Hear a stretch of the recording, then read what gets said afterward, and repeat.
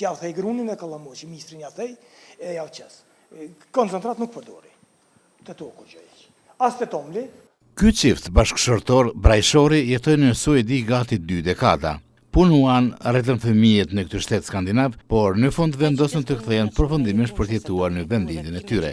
Ndërtuan shtëpi në Prishtinë, por filluan jetën edhe në Sharban, ku ishte vendlindja e Isufit. Nga Suedia sollën mekanizëm bujqësor, kurse siguroi edhe 50 krerë lop e tokë bujqësore, investoi mbi 300.000 euro, por për krahje nga shteti mori shumë pak. Zoja e shtëpisë kishte vështirë të kthej, por nuk i ka rënë pishman. Ktheva se u kry mo balë, veni huj, ishi huj. Edhe pse janë tana mundësit, është jeta shumë e mirë, nuk naqësh pakon vend tanë, nuk nihesh rahat. E ta shtu, qa po merrni, qa po bënej? Këtu punojmë krejt, munoham, jemi munu për fillimit, kemi menu që gjojmë për krahja edhe ma mirë, bile morale, po shumë shtirë, shumë. Unë menoj që gjithkund mundesh me jetu në qofse don me jetu dhe ki me gjetë punë qofse don me punu. Kjo ëndër e ka pas gjithmonë, me çka do që të punon, me çka do që të merret, me pas edhe një firmë të vetën personale.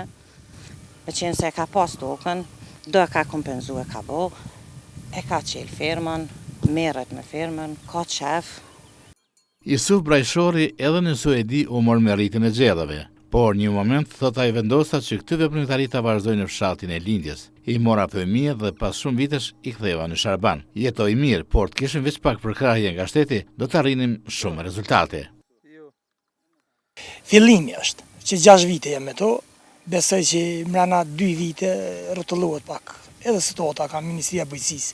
Me na dhon ai granda, me na dhon ai ndihmë, ai sana tek e fundit bile një bank për bujqësi me bë, me na dhon komotat e vëllësme 1%, 2% na morën vetë kredia, për me shku për para. Unë për vetën në Suedi kom pas 50 copa lëp.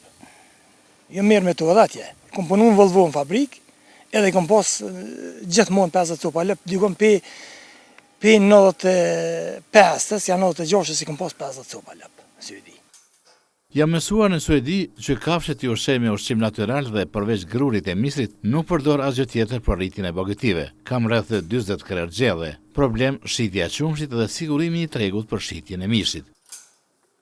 Mas që kjo shtolla që i kom shti dikon parafërsisht për 40.000 euro në qëto. Plus maqina kom pru dikon nga 50.000 euro për qëto. Investime, do që kom blet do toka, që kom marrë, që jenë hi dikon për 250.000 euro jenë qëto të shtim deri qëto që jenë marrë. Që një objekt ma nena është, ato kom marrë për Ministrisë Bujqësisë, mi kanë dhonë 9.000 euro, e tjerat krejt jenë me investimet mjët. Me lëp, me traktora, me shtolla, me krejt që janë investimet mjët. Ky çift bashkëshortor ka bler 10 hektar tokë, ka mbjellë mira pemë, kurse parashet të hap një fabrik mishi dhe një restorant me ushqime 100% bio.